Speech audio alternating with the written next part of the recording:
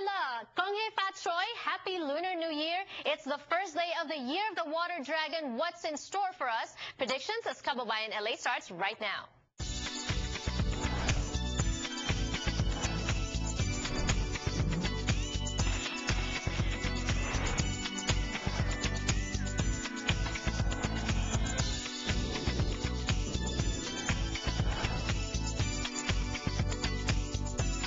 Hey, what's up? We're Legacy, and you're watching Kababayan LA on Channel 18.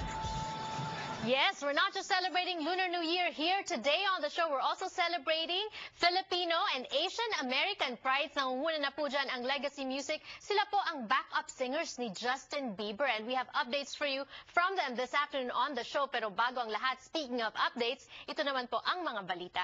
Pinoy na Pinoy, Weekend Balita.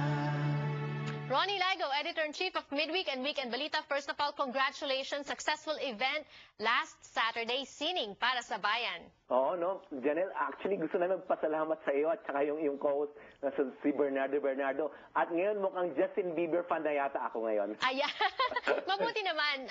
Tumugtog din po nung Saturday ang Legacy Music. So would like to thank them as well for coming to the show. Last minute edition yon, Ronnie, pero talagang stellar lineup ang nagpresenta last Saturday for journalists na naapektuhan ng bagyong Sendong sa Pilipinas. Oo nga naman, biro mo si Florante, Louie Reyes, si Becca Godinez, Tating Katindig, Ner De Leon, at napakarami po pong mga performers na tumugtog sila live, walang bayad, pro bono, just for the victims of Sendong. At gusto ko pong i-report sa inyo, we have raised about $9,000 just for this event. So kung i-convert po natin sa peso, mga 400,000 pesos po ang pupunta sa mga media workers na naapektuhan po ng Typhoon Sendong sa Northern Mindanao. Congratulations, Ronnie. And I must make mention, this is a different benefit kumpara dun sa mga ibang mga benefits for Sendong because this is particularly for our kababayan journalists. Maraming naapektuhan ba ng bagyong Sendong? Oo, no.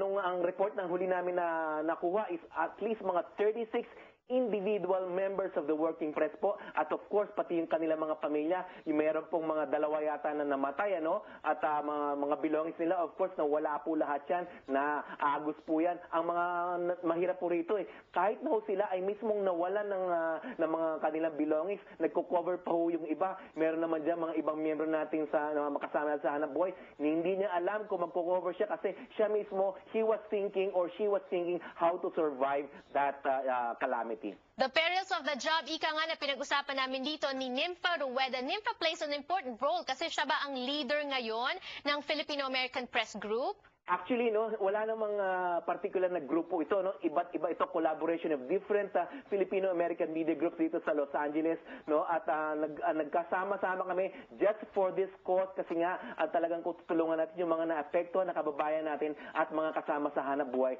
diyan sa Northern Mindanao. And of course, gusto nating i-mention din yung Filipino-American Press Club of Los Angeles na pinangungunahan ni Mina Aquitania at saka Delidia Solis na talagang tumulong po sa pagkolekta at pagbenta at kumuha po ng mga sponsors para sa event na ito. And Mayor of the City of Makati, we saw his picture earlier, Mayor Junjun Binay, dumaan din para makisaya sa atin last Saturday night. So once again, congratulations, marvelous event. And sana umpisa pa lang yan ang pagkakaisa ng press people. Tayo, Ronnie, in the business, palagi tayong nag-uunahan sa mga scoops, sa mga exclusives. But at the end of the day, we are all mga magkakababayans, magkakasama sa trabaho, kailangan nagtutulungan. Meanwhile, Ronnie, in other news, medyo nakakahiya. NBA chief sangkot sa kaso ng kidnapping. Oo nga ang masakit pa nito, ang pangalan niya ay Magtanggol Gatdula. Magtanggol, defend, ika nga sa English.